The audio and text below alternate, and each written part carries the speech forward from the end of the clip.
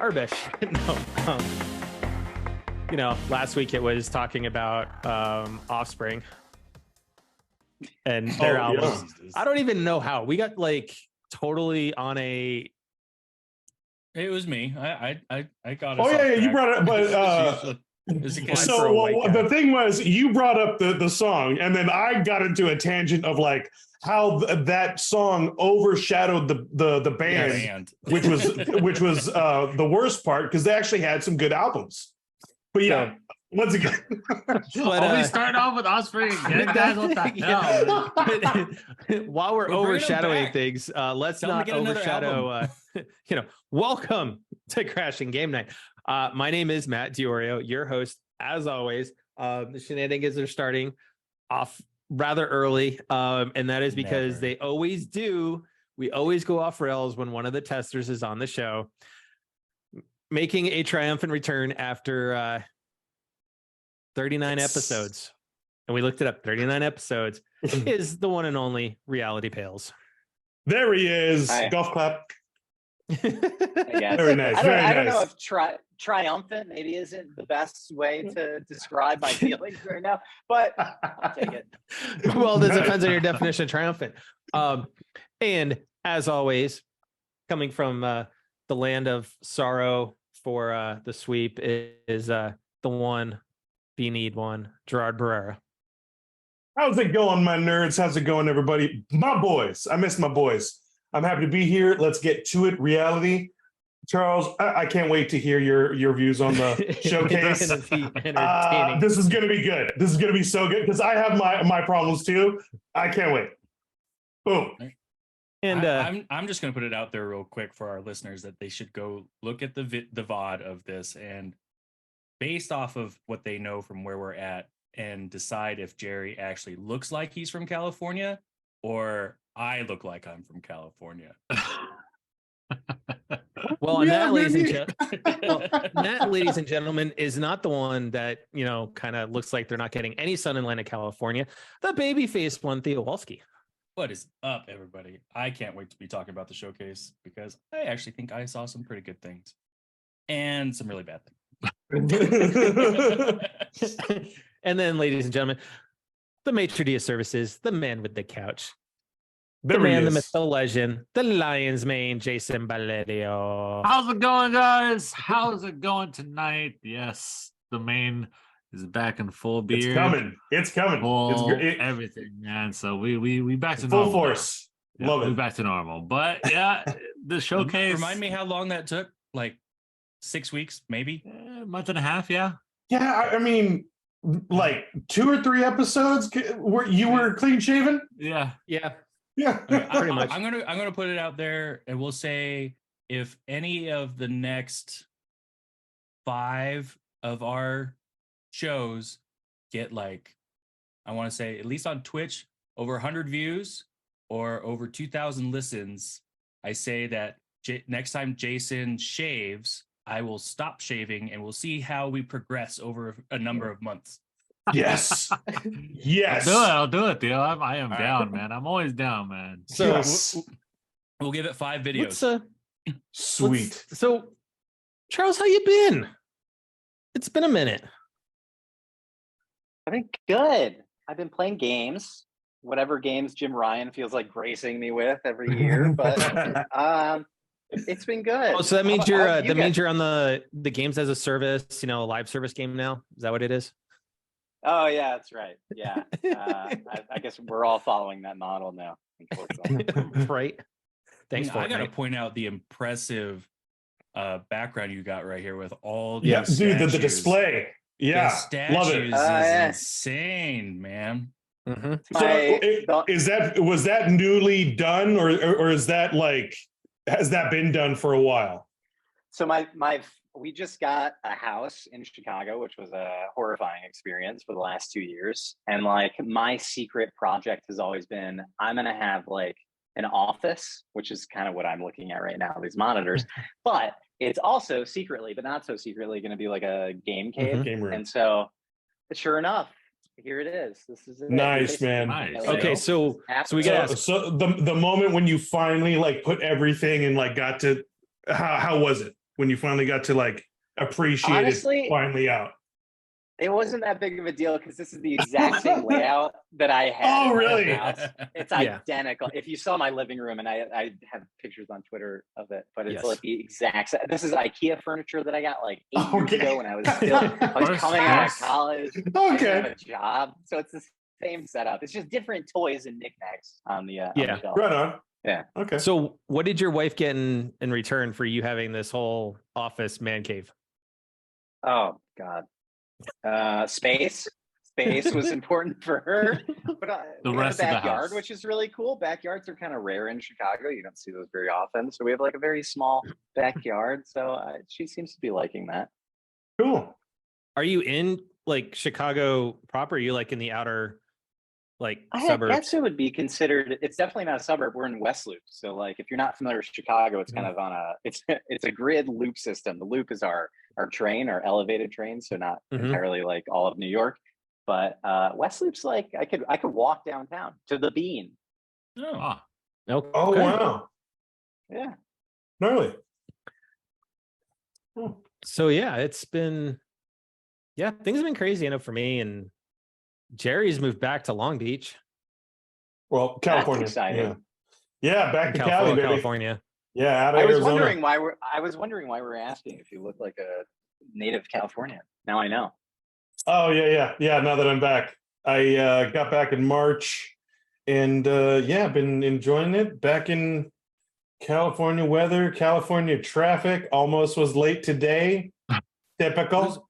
It was only March. I feel like it feels like it's been longer that you've been back. Huh? No, March is end of March is when I I came mid-March. Came in. Yep. So let's talk some games. We got it's been a week for PlayStation news amongst everybody else playing. Good week? We will let everybody decide consistent. For themselves. We'll see. We'll see, but they at least had some news in between everybody else playing Tears of the Kingdom. But hence myself. I'll take a break. Honestly, I don't think I'm gonna finish it. I love it. I love it. You're not gonna finish it because you're getting bored with it, or okay. Before we get into the Sony stuff, so I'm kind of hitting that mark that I had with Breath of the Wild, where it's just I've lost a little bit, but I think in this case is among its technical achievements with physics and everything, and the fact that that game is even running on a Switch right now is like I talked about it last week, was just the amount of Ultra Hand. I'm not digging it. I don't like having to be forced to build things. I had the same experience as you. Like Breath of the Wild, Skyrim too, both kind of the same vein for me. Like I think both of them are probably like top 15 games of all time for me. And I have still yet to finish either. And it's like, you hit this moment where you're like, okay, I've seen all the tricks and I get how this is going to play out. And I think the only thing I'm missing out on is like how the story ends. But yeah. So it's probably best for you guys to do like Matt, you like a Horizon where it's an open world, but you can go straight and find those mission, story missions and quests to go do, because Breath of the Wild and Tears, like you are really like have at it. Like, okay, which direction do you want to go? I think I'm just old school Zelda formula, more so. I think also that too, because like I said, Breath to the Wild and Tears, like it really is like you got to decide where you want to go, and if you want to continue going in that direction to figure out like if there's a mission, if there's anything there. I totally get that, and like having to use those tools repeatedly, I understand that. I just for me, that's what sprung more life to me, because this was a different Zelda, like with Breath. So I'm really enjoying it. I don't put it past. I mean, the technical feats and everybody enjoying it. But like you said, it's a different game. It's a different type of Zelda game. I totally agree. I think Jerry would like it that much more if it had fishing in it. Oh, that would be. You know what? I would totally like destroy fishing poles every day, because like jumping and like swimming trying to fish. No, people are That's like a staple of Japanese role-playing games too, and Japanese games in general. Yeah, fish at Final Fantasy, Yakuza. I have to fish. You're right. Dude, Red Dead was my jam. Dude, okay, so people are redneck fishing in Tears of the Kingdom. They're creating exploding barrels and throwing them in the water and setting them off. That's the way to do it. So let's talk Sony though. So first off, it was announced Soldier, what's today. up, baby? It was announced today. So Bend is having the 30th anniversary. So they're doing some Days Gone stuff. So they did a new shirt that has the logo for Bend on the front. And that's their new logo, is like kind of it's the mountain ranges to kind of symbolize Oregon. And then the back of the shirt is the 30th anniversary. That's for me, that's such a great sign, because I really do hope they come out with a second. Well, they're working on new IP right now. So Days Gone is a sequel is on the back burner. Makes sense. They need to get some more revenue, and then if they can put in money, because I would say this is falling around the cult following right now, and a lot of resurgence are from streamers right now playing. I say wait, and then until you've got the poster anniversary for it to come out. So you've got it's a good idea. Siphon Filter, Uncharted Golden Abyss. Badass. As far as the drawing. That poster is gorgeous too. So Kevin, the community manager, this was kind of like his passion project to kind of get a lot of this stuff going for the anniversary. He's him and Aaron Espinoza both are great when it comes to community managers on, especially on Twitter. And then Days of Play was also announced today. So it's gonna be June 2nd to June 12th.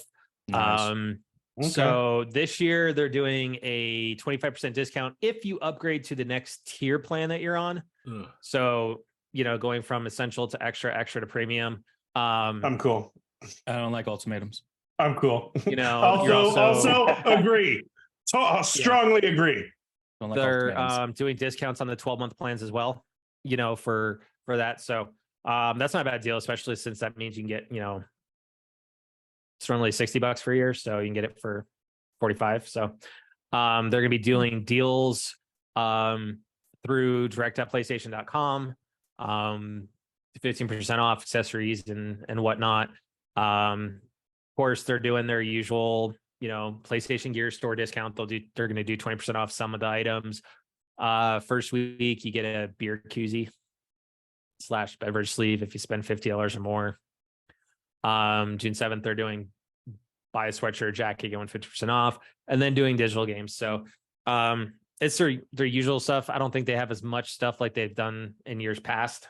No, that sounds pretty bad. No, I don't think there's ever been a year that they included a beer koozie. So they do every so often. They did it last year too, where they did, depending on how much you spent, you got but nothing is lame as a beer koozie. It's a little, it is kind of lame. And then for the next tier up, it was like if you spend $75, you got like the pen set plus the beer koozie. You spent $100 and you got something. It was the beer koozie is kind of lame. Fun fact I need to pay $50 for a 5-cent thing. Okay. Yeah. That's a fair point. So the reason that brands say beverage sleeve is because legally you can't say koozie, because koozie is actually a brand name. Yep. And so I learned this working on whatever beer brand I used to work on. Yeah. So that's why they say beverage sleeve, and they sound very corporate and weird. But I heard that on some show too. I don't know where I didn't know that was a brand name. Yeah. You know what? Real quick, I want to address Soldier calling me old and stuck in my ways. You know what? I mean, he's only spitting truth. Yeah. You know, don't hate him for spitting truth. Soldier, maybe I won't help you with your naming of your new podcast, but no, that's okay. It's all the love in the world. Come to us. We'll make up something better. Yeah, we got you, bro. Right. Yeah. No, we got you, Soldier, bro. And whatnot. No, him and I have been texting quite a bit the last week. Trying to help him come up with stuff for his new podcast and whatnot. And I think it's a really good concept. So, anyways, moving on to some, I guess, sadder news before we get to the showcase. So Last of Us Factions was delayed to no one's surprise right now. It was put out by Naughty Dog. We know many of you have been looking forward to hearing more about our Last of Us multiplayer game. We're incredibly proud of the job our studio has done thus far, but as development has continued, we've realized what is best for the game is to give it more time. Our team will continue to work on the project as well as our other games in development, including a brand new single player experience. We look forward to sharing more soon. We're grateful to our fantastic community for your support. Thank you for your passion for our games. It continues to drive us. So Jason Schreier, who we all know, who's now over at Bloomberg, did put out a tweet that was like, Naughty Dog has significantly scaled down the team on its Last of Us multiplayer project, sources say, as it reassesses the game.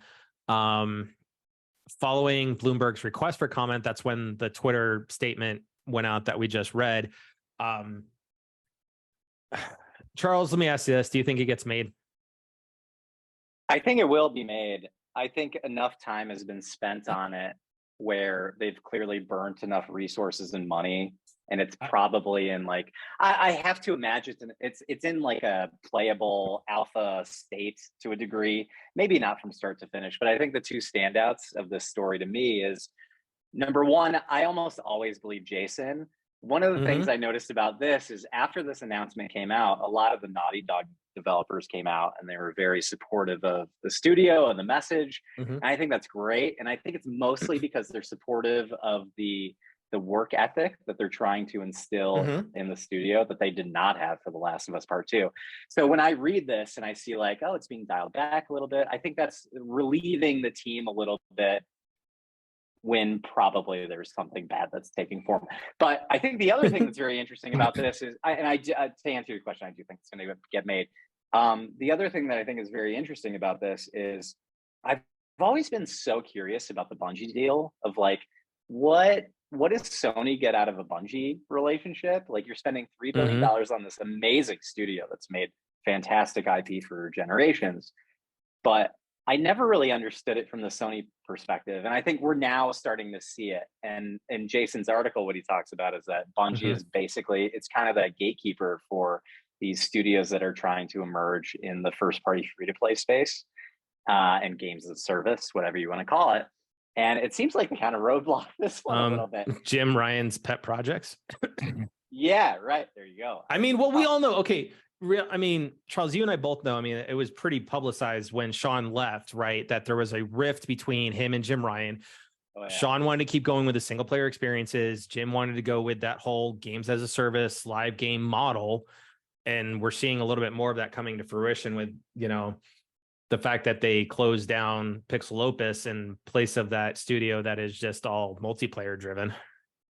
Yeah, and I mean, it's like, this is kind of now the point where we're starting to see Jim Ryan's fingerprints a little bit more. Game development obviously takes a very long time, and I think we're even now still seeing some of the things that Sean was working on. That's just how long these things naturally take. But yep.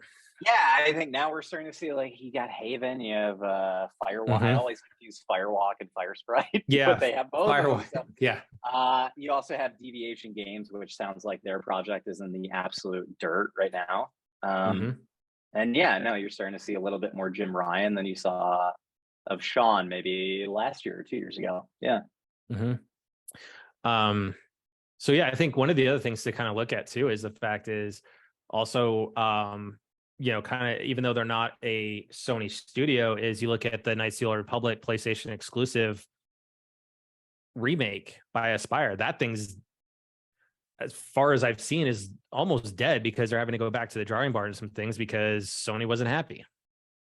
I think there is a much stronger chance of the Factions Last of Us multiplayer project being made than Knights of the Old Republic remake. I don't know if you guys saw the Embracer CEO or the head of Embracer, whatever his title is. He did like a kind of like a very MSNBC interview, and they asked him like the last question was like, and and one last thing, what are your thoughts on the Knights of the Old Republic remake? And he just was clearly not. He didn't have the demeanor of somebody who felt any confidence whatsoever in that project coming to light. So I don't think that sees the light of day. I think the Last of Us factions to whatever they call it, that's going to make it. Yeah. KOTOR, I don't think that's going to make it. I don't think they should even make the game. I think whatever they spent on it, they should just cut it and do something else. So can we get a remaster? When have you ever gotten a good Naughty Dog multiplayer game? Uncharted was not a good multiplayer game. Okay. I would also say the Last of Us factions were amazing. I don't know. So the multiplayer, right? For the first game. Jerry, so you know that was a different the platinum on. Right. That was a different pacing type of like online player. I felt that was different enough that I did enjoy it. But once again, like a lot of online players don't really keep me unless like my friends stick to it. I agree. Yeah. I enjoyed it. Once again, it's not the biggest seller for me because for me, it's the story and it's the single player experience. I don't think those kinds of game mechanics work well in multiplayer, period. It's an interesting thing because Naughty Dog, I've always felt like Naughty Dog, and they've been doing multiplayer since, when did multiplayer start with Uncharted? Was it 2 or 3? It was 2? 2. Yeah. And like, it always felt like this kind of like this weird appendage to the game. And for some reason, they always kind of stuck the landing, but it never kept my attention. And I think one of the things that stood out to me in Bungie's assessment of the Last of Us project is their criticism, the overarching criticism was, I don't think you're going to like keep players engaged for a very extensive, long amount of time, like the Fortnites and maybe the Battle Pass Call of Duties of the world. And I see that because like every time Naughty Dog does a multiplayer project, because I agree with you, I think they're very fun and I enjoy them for what they are, but in a very short, confined amount of time. Yeah, you're just not going to stick to it because you just said it right there. Because like COD and Fortnite, they replenish the want to play with those seasons and the collabs, the different like people avatars you can be. I mean, you're just playing the strict game of Last of Us and Uncharted of their online, but just what they have, just what they can offer, and it's not like they're going to do the same thing, unless like you have to cosmetics. But like, and I agree. I think you have to, if you're going to make a games as a service or a free to play game, you have to have a willingness to evolve your game like regularly, and you can't jump full fledged into a launch and be like, oh, we'll have a plan down the road. Maybe a year from now, but like the reason that the Fortnites of the world succeed is because they have this near-term plan and a long-term plan. And I just don't. Yeah, Naughty Dog hasn't had the multiplayer staff or support to think about. That's why I also wonder, and I was going to ask you if do you feel that companies like Naughty Dog and that strictly have come out with single-player experience games, that's a mistake, and you feel that they're like following suit because they need to put that in, or could they really just continue going without it? I wouldn't say it's a mistake to want to pioneer that space because it's so profitable, and somebody like Jim Ryan's probably like always in their ear through Herman Hulst or whoever it is, and is like, well, how are we like monetizing these things long term? One of the reasons that I don't shy away from Sony investing so much in like free to play games as a service and buying studios that focus exclusively on that, like Haven, Deviation to an extent, is because Firewalk or Firesprite, whichever one, whichever isn't working on Twisted Metal. But it feels like, I mean, Fortnite started as, I don't know if you guys remember, like I think it was announced like it was a zombie wave killer. Exactly. And so that Fortnite, the initial concept for it and what Epic put a lot of money behind. Technically it was the first iteration of Redfall. Only it was a zombie wave killer. Yeah. Because you had the classes, the ninja, the sniper. Yeah. Remember? It was totally different. nobody remembers why the game is called Fortnite to begin with. But the whole point of Fortnite was so that like it was a 2 week span, and you would basically Mhm. like you would amass this fortress over like 2 weeks, and then one night it would just all converge on you and two other players. Nobody Yeah. talks about the naming convention of Fortnite, No. probably the most popular game in the world. But Dude, it I had very different actually origins. I downloaded the demo because I was like, oh sweet, I'll try being a ninja. Like I tried it out and Yeah. like it was okay. But the one thing that I knew the company had going for them was what draws everybody in, I think, is the animation.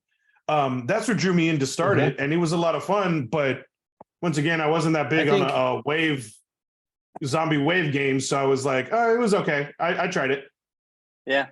I think Yeah, what's but weird then though it is bloomed into what it is. Sony hasn't leaned completely into their pedigree. Like, look at Guerrilla. Before they went on to do success with Horizon, they've been doing Killzone. You know, you have Resistance, you had SOCOM. So I mean, you've got some pedigree there from a multiplayer. What was the other one? Experience. What was the one that you were on Mars? It was an open world. Oh, that was Same company. Coalition. Red Faction. Thank It was you. a different. Yeah. But that wasn't their like first party, right? But then you've got like you've got Starhawk, you know, from a multiplayer perspective, right? It's so you would hope that they lean into some of that stuff.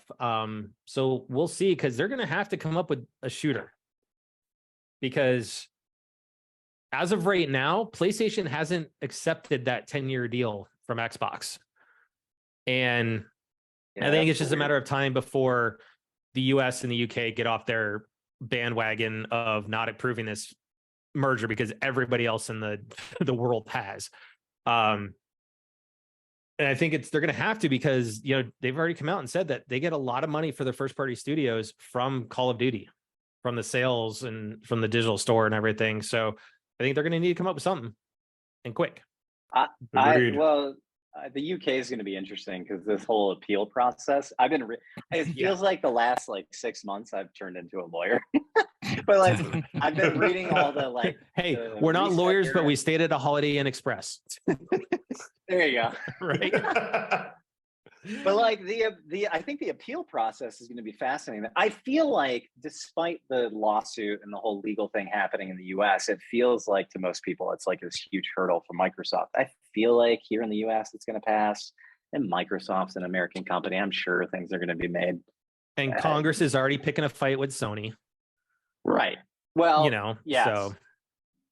But I feel like the UK is this weird anomaly. And so it's either going to come down to, they are probably, Matt, what you're going to say is like they're going to overturn their own decision. But conversely, the alternative is, and I think it's a possibility, and I saw this interview that Satya Nadella, who's the CEO of Microsoft, had, and they asked him point blank, they're like, would you ever like just do this acquisition, disregard what the UK is basically their legislation is saying, and turning this down?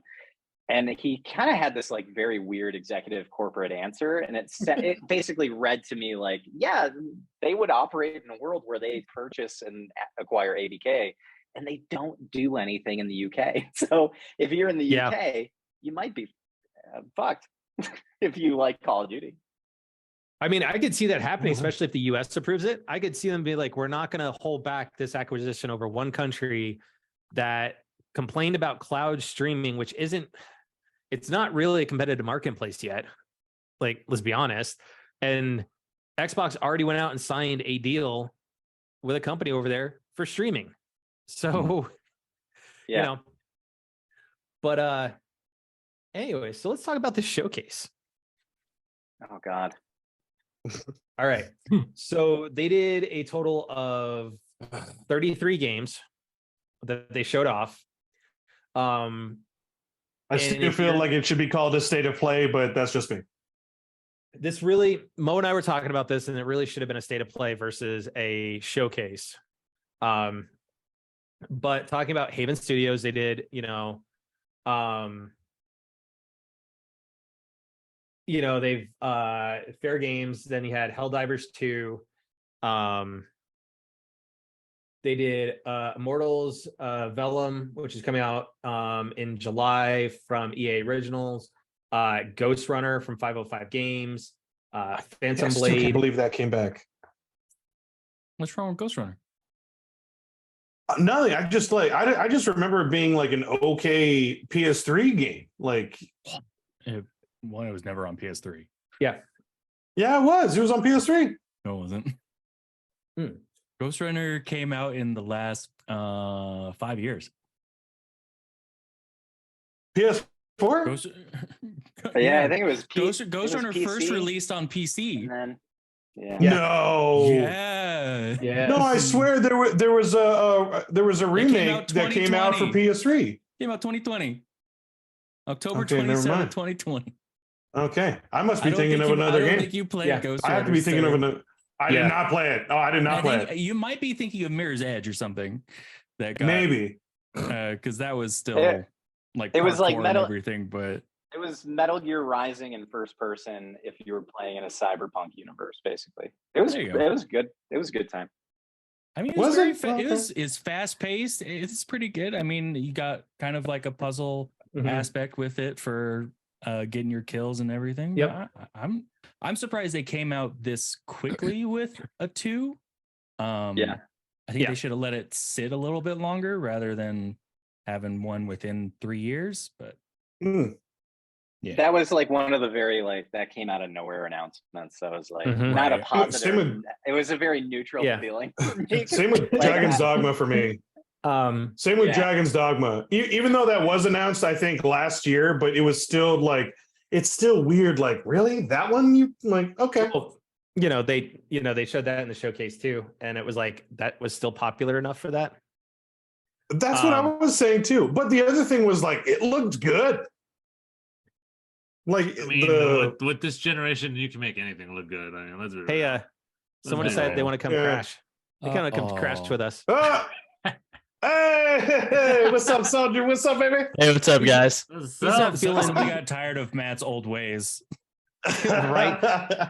Soldier, He reality needed to pales. interject a reality little pales, bit. soldier. No. So let's be fair to Alex. He needs a little cheering up because Boston blew their comeback and lost last night. Okay. Dude, Yeah, that they was rough. did, no, get I off the wanted high that. horse, man. No, hold Like, on. I Jesus. wanted that to happen. I wanted Boston to beat Miami. I really did. I would be more understandable that you're sad because I don't see the amazingness behind you that there used to be. Yes, sir. Yes. Yeah. So What happened?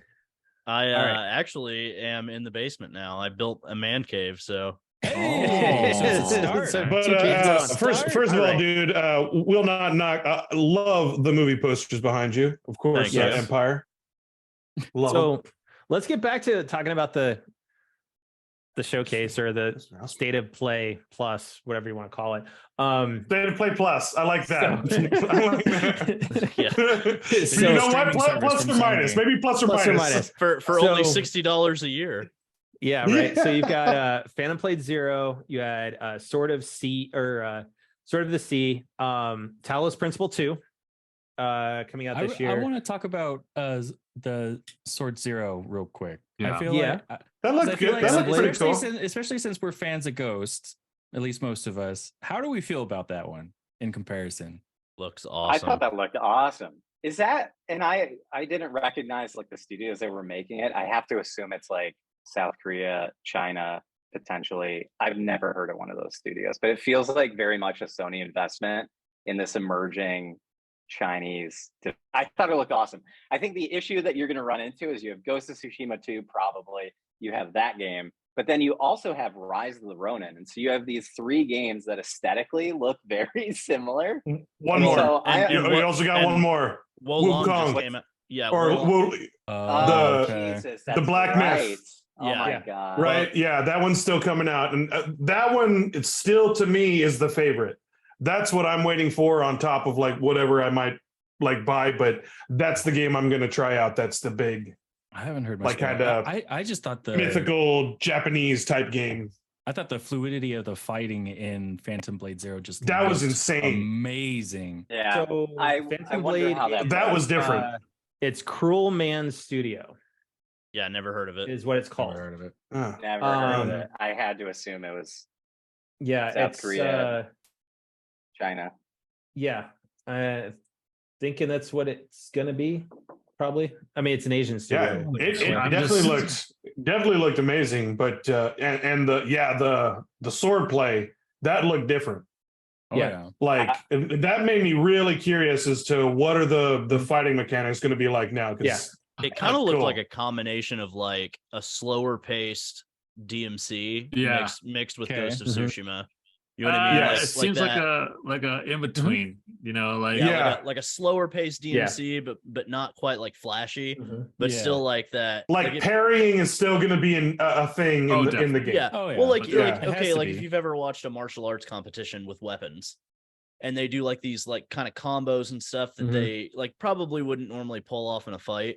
That's what this game looks like. Yeah. Like you went to a martial arts competition and they just pull out the craziest shit they can think of. Yeah. All right. yeah. So- I mean, it just looks like DMC and Bloodborne. Just Yeah. slap Well, it yeah. together. There you go. I'm okay with that. I love Bloodborne. Yeah. So can we? That's what Liza P is for. If you like Yeah. Bloodborne, I guess you can buy Liza P. Can we? Yeah. You know, one of the games they announced shortly after that, right? Can we talk about the Splatoon knockoff that is Homestars? Oh boy. Oh my god. What is being yeah. okay? I have to say this because I mean, obviously I'm a big Square Enix guy, so Yes. I have to take point what on the this. hell, Square Enix? Bruh. They are literally behind every single trend in the industry every freaking year. Okay, FF7 Fortnite, 5 years after Fortnite got popular, a Splatoon ripoff, like 10 years after the first. And they're Splatoon not came even out. they are not even being coy about it. That is like Nope. straight up in that Oh, trailer. oh, no, it's straight up. And not even to mention their NFT thing where they're like, oh, NFTs were obsolete 2 years ago. Well, we're gonna really push for that. Yep. Like, how far out of touch So- and Come behind on, are they? Square. Yeah. And then after that, though, going back to some PlayStation exclusives, is Metal Gear Solid Snake Eater. Snake Eater. Yeah, this one. This That's was right. Gotta take the snake out. You That's forgot the right, dome baby. This has part. been like it's been circulating for a long time. I feel like Yes. most people were, like, in the I'm know. in it. Like everybody Yes. knew this was happening. I think the concern. I have two concerns. It's Yeah. the studio that's helping make it, which is Virtuous, I think, and Mhm. they don't necessarily have a okay, great track okay. record of being like an original game developer. They Mhm. usually just help on ports and whatnot. I think they actually Yeah. helped with like Horizon. And then the other thing, they released like screenshots after the show, and it's identical to the first game, not graphically, but like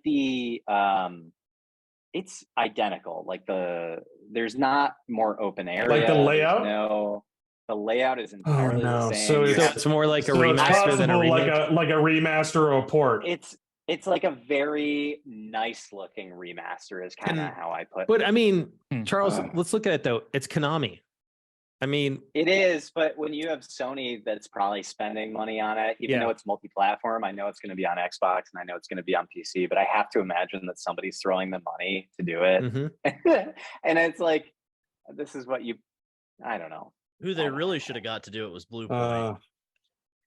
Yeah. What the? Okay, Charles, I have not been able to find anything. What the hell is Blue Point even working on right now? Oh, they're doing a Like- new IP. I think the ship has sailed on Blue Point, basically making really nice looking versions of your favorite games. I think they're gonna do their own thing. They're Which is basically fine. on a I'm new. fine with that, honestly. They did a really I'm- good job Are with Demon they- Souls. I think it Are- can backfire, but it could also be like a huge opportunity for Sony. And I Is think Blue they're is it capable. Blue Point or is it internal studio, whatever that team is, that's supposedly working on the new Uncharted? Oh, like XDev or whatever. Yeah, no, not XDev. It's there's the internal studio. They ended up helping take over Golden Abyss and get that finished. Let it die. Let it Leave it die. alone. Let it die. New IP. If we're trusting Jason Schreier, which is usually like a smart thing to do, like it sounds like the Uncharted franchise has been passed around. I think a lot of the reason we haven't Is it- heard about anything. in Are they Uncharted- saying it's done, or is it still like in the? Oh, I think it's still very much in I think you're probably looking at early production. You're not in pre-pro God. anymore. I think it was originally at Naughty Dog, and then I think Naughty Dog punted it because they're like, we got a bunch of stuff we're working on. We want to work on some new stuff. They have a new IP that I think they're probably working on. Maybe The Last of Us Part 3. Neil Druckmann's probably Jack and Daxter. That's all he. I don't think Jack and Daxter. No, I don't think so either. But I want it so bad. I know. Just don't stop saying it, Jerry. If you stop saying won't. I'm going to keep it alive. It will never happen. I want Jack and Daxter, though. So I miss those guys. I miss those Jason. games. But it might be Malaysia. PlayStation Malaysia, I think, might be working on it. Yeah. All right. So Jason, you got you kind of were right a little bit because they did show off Final Fantasy 16, even though they just had the their direct version for Final Fantasy 16. And then they announced Alan Wake 2. That was a good trailer. Good trailer, by the way. I thought it was a good setup and looked good. I enjoyed Alan Wake 1 back when it was on, 360 and all that. Now trying to play the remaster and they still keep those same old control schemes was kind of hard. But Remedy did confirm it is digital only. Oh, really? I like that. Yeah. I never played them. I was always told they were good games, that they were just never my cup of tea. So that whole universe, like I haven't gotten that far into Control to realize, to finally see the full connectivity between Alan Wake and Control and that whole universe. So it'll be interesting. Well, there was like a connection to the Xbox exclusive that they did. Do you guys remember that one? I forgot what it was called, but I didn't play it. But I love Remedy. I love everything about Remedy. I think it's fascinating to me that I have to imagine they've had people knocking on the door. Embracer, Microsoft, Sony, everybody wants to buy Remedy because everything they cook up is just fucking gold. Dude, they're working on so many amazing things. It's Sam Lake, though. I mean, dude, that guy's just he's a walking meme. So they did what? So they did the Max Payne series. Oh my God, bring those back. Control. Oh, they're remaking 1 and 2. Alan Wake. Alan Wake's American Nightmare. Max Payne? Oh, they announced a while back. Yeah. They did. Are you thinking Quantum Break? Oh, Quantum Break. Oh, that's the one. Yeah. They had actually a teaser. That was the one with Sean Astin, right? Yeah. Yes. Quantum Break was really good. The story was really good. I felt the mechanics were lacking, though. I was told the mechanics were interesting, kind of fun. The story was good. The game was pretty solid. Control had better mechanics. Oh, yeah. I don't know. I tried playing Control and I wasn't a huge fan of it. I got to try it. I haven't played that either. If they could have had the writers for the story for Control and the mechanics from Control to Quantum Jerry, Break, if you were two really good games. Yeah. Jerry, if you were paying attention to your PlayStation Plus, Control was a free game a while back. It was. Oh, then I probably have it then. So looking at the rest, we've got Assassin's Creed Mirage, which this one's going to take place in the Middle East. Totally down. They showed off more of Street Fighter 6. As you alluded to, Jerry, Dragon's Dogma 2. That I'm excited for. They showed off Dragon's Dogma 2 is going to be lit. I thought that was a random okay, they're going with that, sweet. But did you play the first one? I didn't play the first one, but that was the thing. I kept hearing about it. People kept playing. So the really cool thing about the first one is that so the guy that's doing 16 right now, Ryota Suzuki, is the combat director for Dragon's Dogma 1. And he built so many systems in that game that just work. Like being able to control multiple people at the same time, including yourself. Okay. Climbing enemies. Yeah. There's a Hydra in the very beginning of the game, and you can just climb it and chop its heads off. Nice. There's it's bosses very, in that game. Very Monster Hunter. Yeah, it's very Monster Hunter, but it's okay. also really its own thing. And it's kind of like a mixture of Monster Hunter. It's kind of hard, like a Dark Souls game almost. And everybody who play, and it's like a 10-year-old game, and I played it. I never beat it. I didn't get very far, admittedly, but even I recognized at the time, like, oh, this is special. And sure enough, like 2 years later, there's this wild cult following on forums that talk about it. Well, right, and that was the other thing. The trailer looked amazing too. Yeah, like, well, it looks good. Like Ryota Suzuki is relatively unknown, and then you look at his body of work, and you're like, okay, this guy did Dragon's Dogma. He did Marvel vs. Capcom 2, I think. He did DMC 5, and now he's about to do Final Fantasy 16. Mm-hmm. But nobody's ever heard of him. And Capcom let him go. They're like, well, you can go to Square Enix now. Yep. I gotta look him up. That's very insightful. So let's talk. There's a couple more to cover before we get to the final of the showcase, which is probably the best part. But Marathon is coming back as a PvP game. But that's old school. Like that was OG Xbox, right? No, it goes back before Xbox. Mac. No, Marathon is Mac. A computer game. Marathon 92, and you can, and it is almost in some ways considered the Godfather. That's Bungie's origins. Yeah. Yes. Oh wow. Now, with that, this next piece was aimed right at Theo's heart. Cade 6 is back for Destiny: The Final Shape. I love they're it. gonna have a Destiny. They're gonna have a Destiny showcase on 8/22. So we'll see more of what Bungie's doing. Admittedly, seeing that trailer and that Nathan Fillion is back as Cade made me re-download Destiny. Just go take a look at it, see how it is. Mine's already downloaded, and I'm already getting the Aloy Hunter. Yeah, it's too good. You know what though? It looks too good. As much as I want to do that, like I've worked hard for some of the pieces of armor that I had, especially from Iron Banner. So I was it's thinking like about that don't matter no more with the systems. Yeah, I know. It's kind of been. Yeah, I've been noticing that. It's actually what's amazing about the new system is that you don't have to keep armor that you earned just for the looks. Yeah.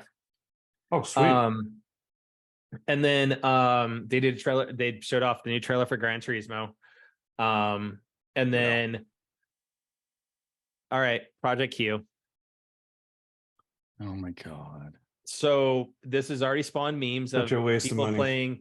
Well, so it's already spawned memes from people that are playing Tears of the Kingdom. So they're showing it like it's been it's an ultra hand of a tablet with half the grips of the PlayStation 5 controller on each side and the little like glue from Tears of the Kingdom on each side. It came out that it is only going to have 3 to 4 hours of battery life. Already awful. And we know that it's going to be Wi-Fi only.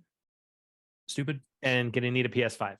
Stupid. So, Charles, I am going to let you weigh in on this, being that you are Tester alum and you had one of the best takes on it that I've seen on Twitter.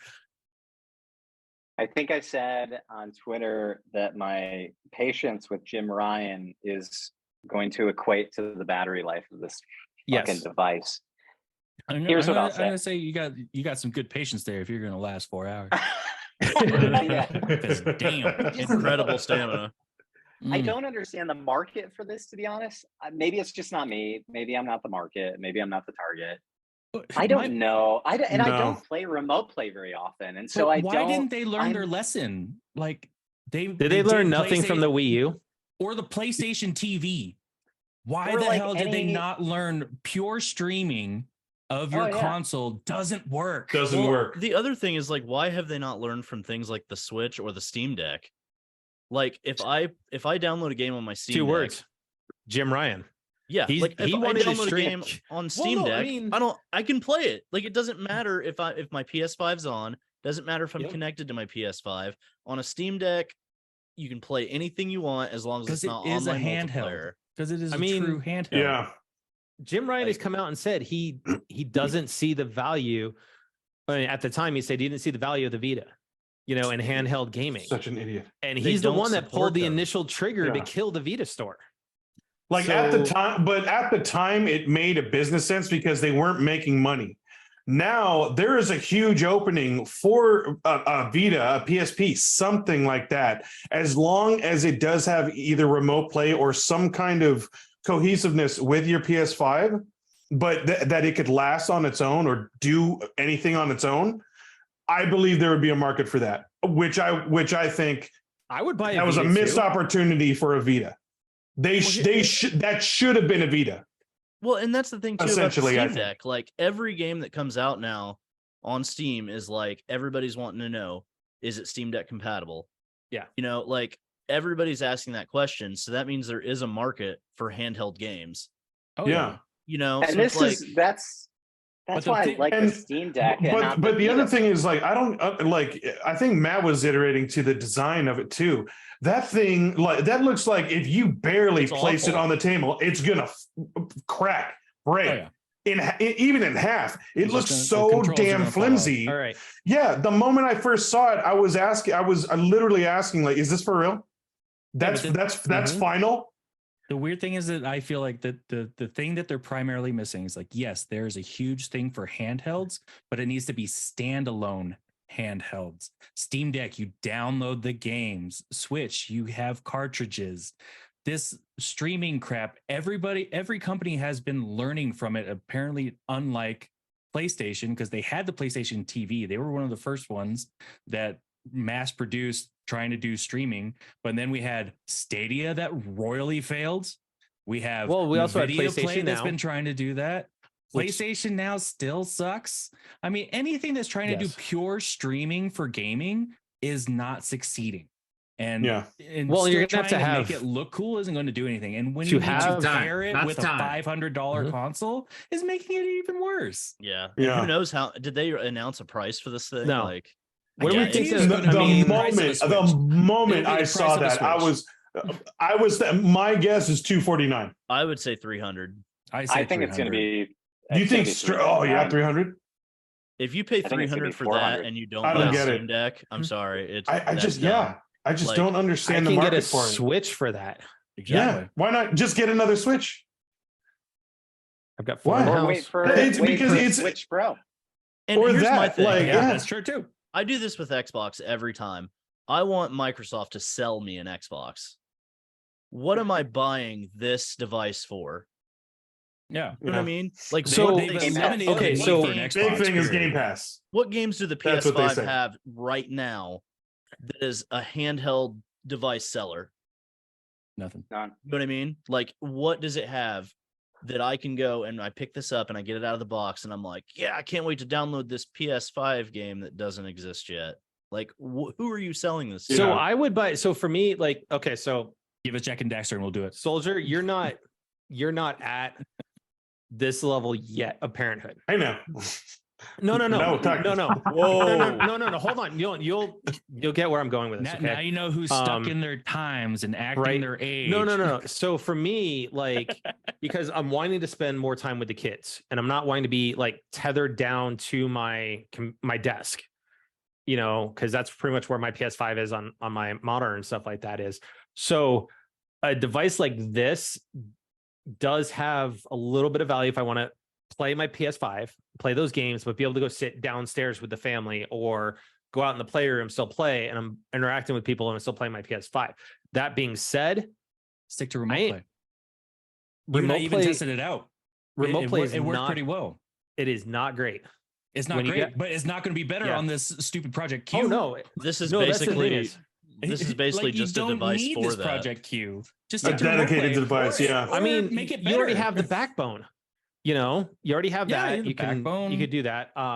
But that being said, I think if you price it at $250, $300, you are so far off base, and you're going to get laughed at. You're going to sell less units than Nintendo sold to the Wii U. I'm really eager to Oh, see when yeah. this debuts and to see the sales because I'd be very think- surprised if it was successful. Because I just don't get it. I don't. You're gonna There's have the no I think market for it. no matter what. But that's the thing. You're going to have the diehards. Are there going to be enough of them to make them think that there's a market for it and to continue on. I hope not. It depends on how they market it too. If they try to say, "Oh, this is the Vita 2 that you always wanted." Good question. No, but how are they? They're not going to Vita, market no. that thing. So they're going to put money behind that. I'll put it out there to keep in mind if it ends up being a considerable thing to compare it to the Backbone between it and whether or not they do this with their own model. Backbone, you have to do a subscription to them in order to use it. It's not a pure use. You have to have a subscription with Backbone. Yeah, see?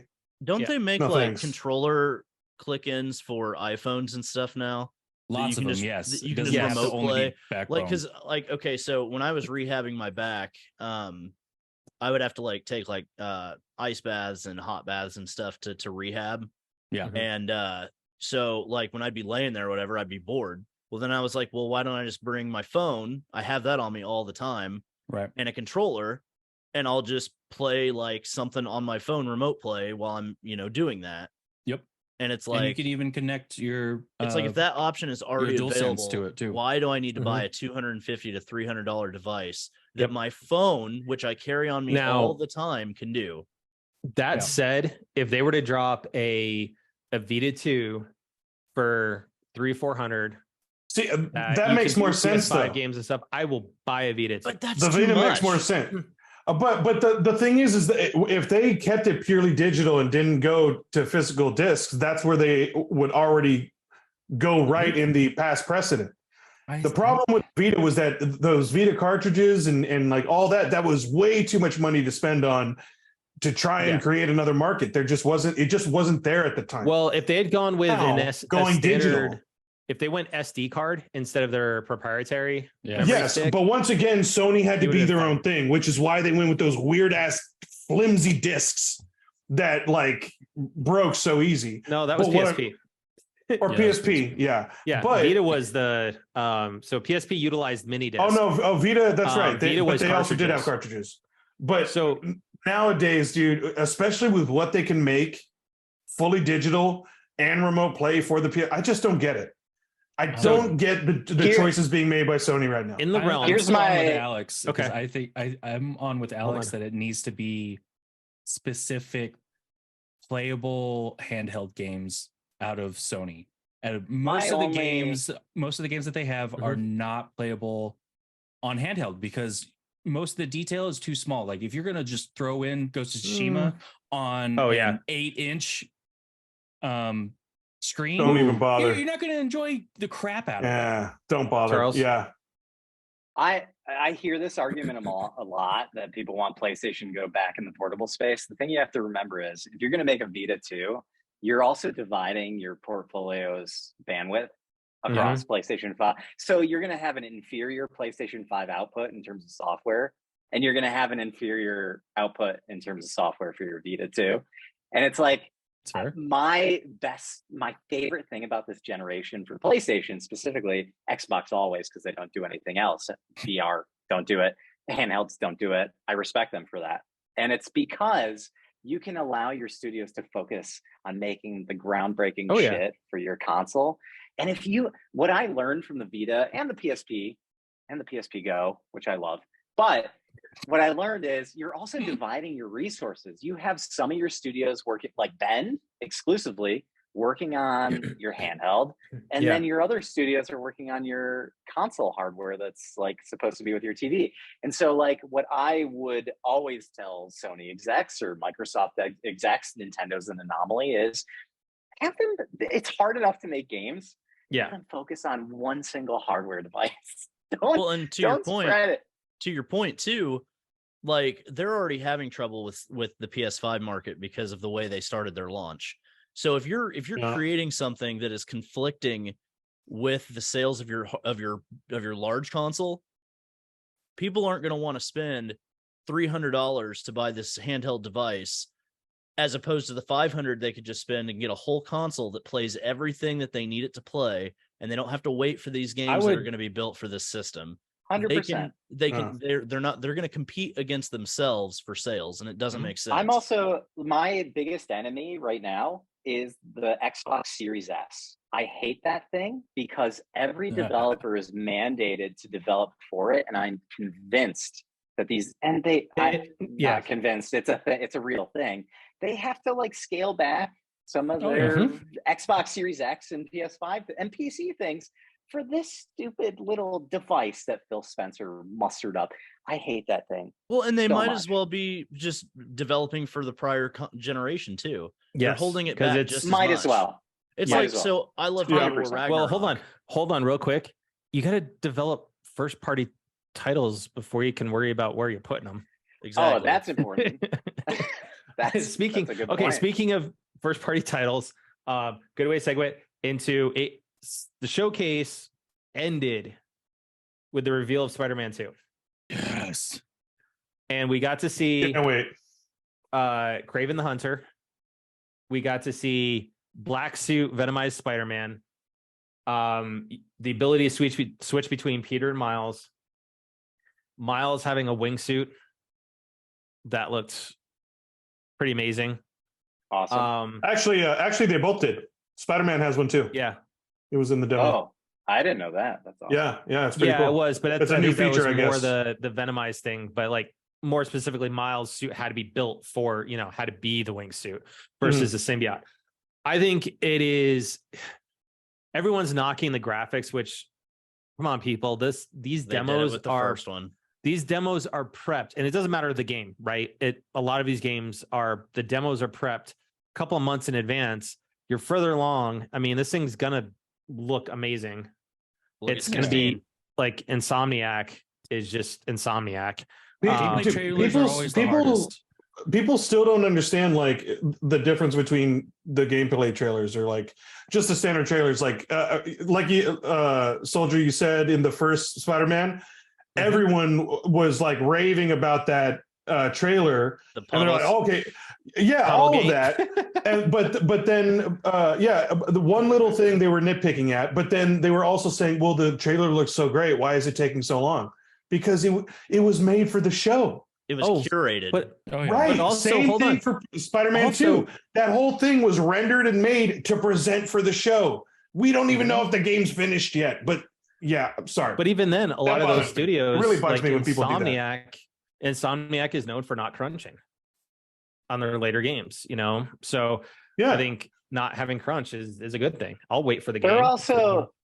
They're not known for graphics too, by the way. Like, I think what I've learned about Insomniac is like their games. Ratchet. I think trailers in time or in the past have been hit or miss to where I feel fans have misconstrued from watching them.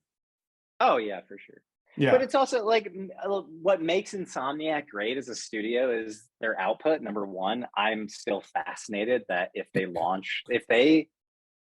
have Wolverine come out next year, that means they've had 4 original titles on the PS3 in less years of the PS5 being available. That's 4 titles on the PS5 in 3 years. That's wild. So their output is absurd. I think a lot of that has to do with just how many employees they have. I think they have like 500 or 600 people. Well, they've got 2 studios, right? They've got the one in California, and then they've got the one in Raleigh. Right. There you go. I totally forgot about that. But it's also Insomniac's bread and butter isn't like graphics, and they're not going to get like Metacritic scores of like 90 plus. They very rarely do that. They're reliable and they make fun games. And it's like take Spider-Man for what it is. It's fucking fun. And they have a pedigree, and also these 2 games that they have in their rear view mirror of Miles Morales and Spider-Man 1. These are fucking awesome. And Spider-Man 2 is going to be really good. And that's maybe the problem with Jim Ryan a little bit, as I think he looks at numbers and he looks at Spider-Man. He has this IP, he has the studio, and he's like, oh, this can be my flagship title for the year. We're going to win records and it's ridiculous sales. And so I can be complacent and not have this cool showcase, not have this, and this that the fans want. Just like a typical studio exec thinking that, oh no, I have gold, but you didn't create the gold. You need to continue. It's so frustrating. And I think to that point too is right. You talk about their output, but then you also look at in the showcase, they didn't even mention that Ratchet and Clank Rift Apart is coming to PC in July. They held that back out too. So a lot of people are thinking that PlayStation may be holding back some stuff for Summer Game Fest. Mm-hmm. And that's why the showcase was a little bit weaker. To Charles's point, I think Jim Ryan holding some things back and being complacent, I think part of that also has to be, projecting the image of victimhood if that Activision deal goes through. Like, I also agree. I think every move is strategic in place for that. For that decision too, because you don't want to sit there and put out all the showcase what all these different studios are working on when you're trying to say that because they're really trying to fight it hard, because it would be a competitive disadvantage if Activision were owned by Xbox. But you have all these, you have to have stuff in the pipeline. Ben is working on stuff. We know Naughty Dog is working on stuff. We know Sony Santa Monica is working on stuff. So I mean, there's games in the pipeline. Well, and to the output thing, so I've played the base Spider-Man PS4 and platinumed it. I've platinumed all the Spider-Man games that have come out, remastered, all that. I'm sold on Spider-Man before that game even comes out. Yeah, they didn't have to show the 5-minute thing that they showed at the very end of that show. Gameplay. And I think it was 10 minutes. I'm probably going to have an unpopular opinion about this, but for me, the end of that showcase felt like they were blowing everything that fans had wanted all in the last 10 minutes of the show. And that segment of the game that they showed would have been a great set piece to surprise fans with when they played the game. That they showed an entire segment of this game, and now the element of surprise is gone now for this. I think when I get to that part, I'm gonna be like, oh, I've already seen all of this. This whole 10-minute sequence I've seen. For me, I think the bigger surprise was we already knew Kraven was going to be in it, right? We knew Venom was going to be in it. Yep. You should have held back that we're getting Venomized Spider-Man for the game instead of showing it in the trailer. Exactly. But I mean, I think everybody, it's that's already kind of naturally assumed that we were going to get the black suit if Venom is in the game. But I do agree with if you read a Spider-Man comic, but there's a lot of people who don't read those comics and they've only seen the newer movies with Tom Holland. Some of them, a lot of people have not even seen the Tobey Maguire and seen which is criminal.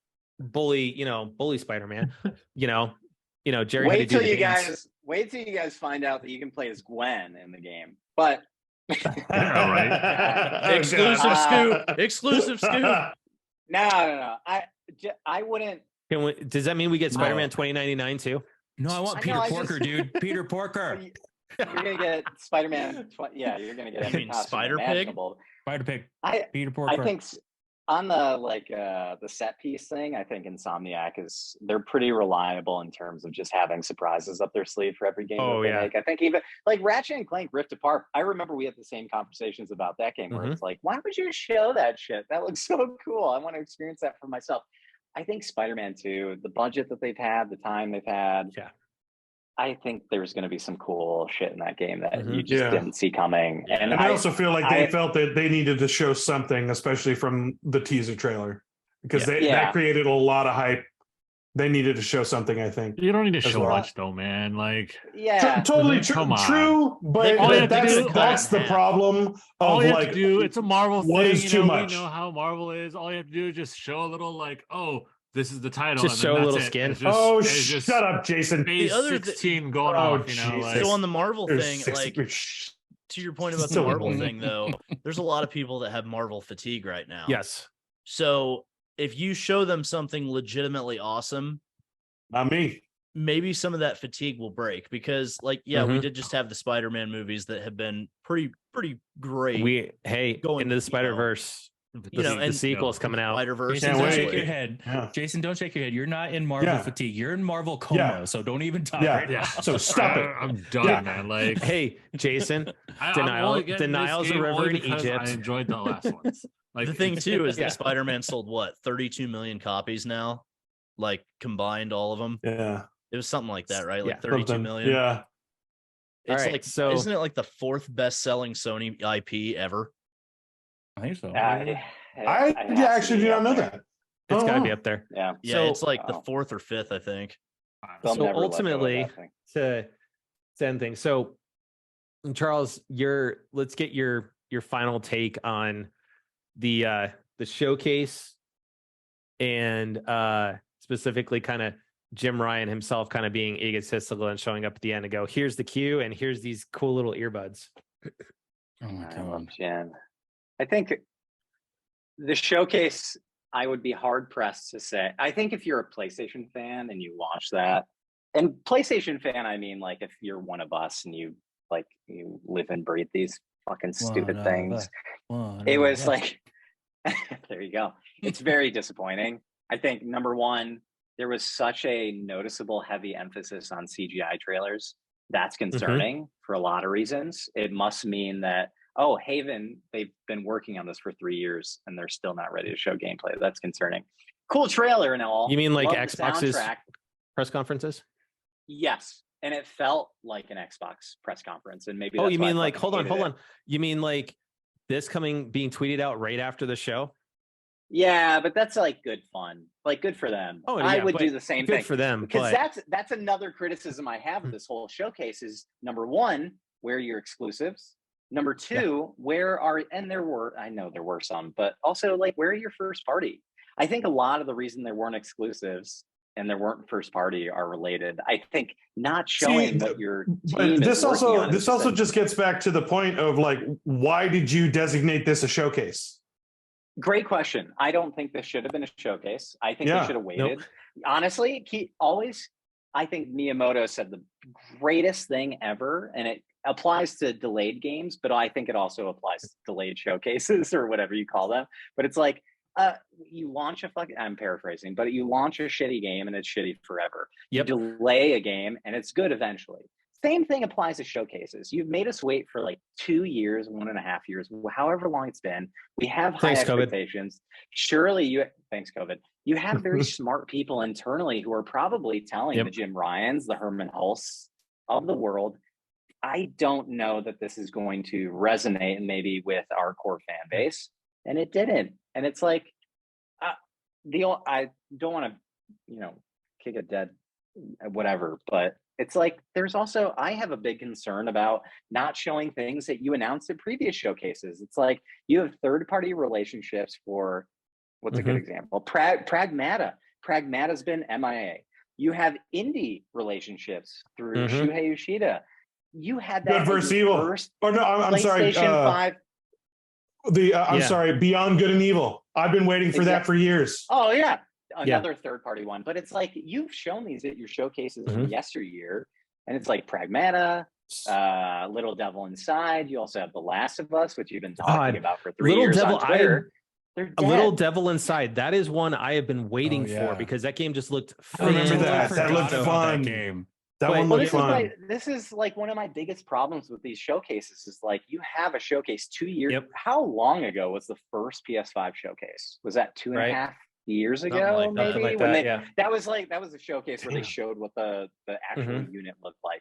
And they had games like Pragmata. They had all these promises and they're not coming to fruition. Yep. They're not showing up in subsequent showcases. And it's like, well, if you're not showing those, show us something good and new and fresh and AAA that we rely on you for, and they don't.